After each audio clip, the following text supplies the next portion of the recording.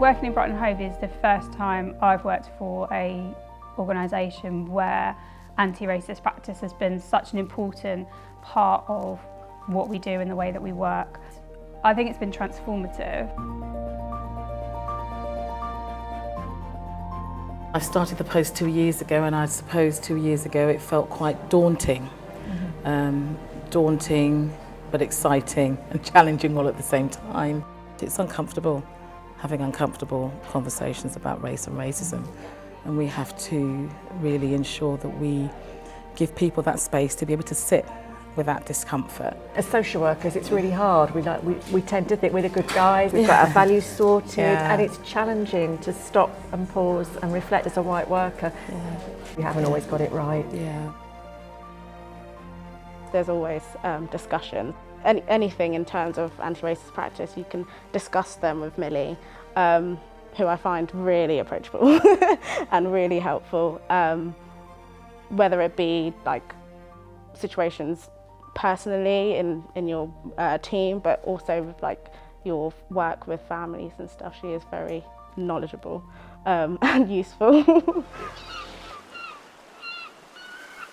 I don't always go in there and start with, "Oi, you, that was terrible." I You very never much go in there and do that. I always try and get people to reflect on what they're saying. Okay, you said A, B, C and D. Have you thought about it from this perspective? Or have you thought that how this may land with the family? Or have you thought that, you know, rather than say it that way, you could say it this way?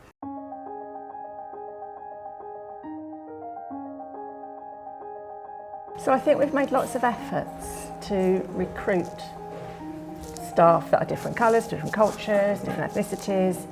And I think what's really important is that having brought those staff in, that we're now also really making efforts to support and retain those staff. I think that has also really helped to make our Black and Global Majority staff team feel that this is a place that they really want to stay, not need to leave, which is what was happening in the past, and particularly so when I'm thinking about our more international social workers, I think they are feeling more welcomed and supported.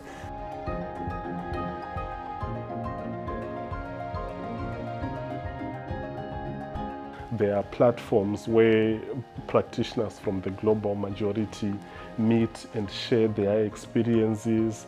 So this is a platform that we find very containing, a safe space.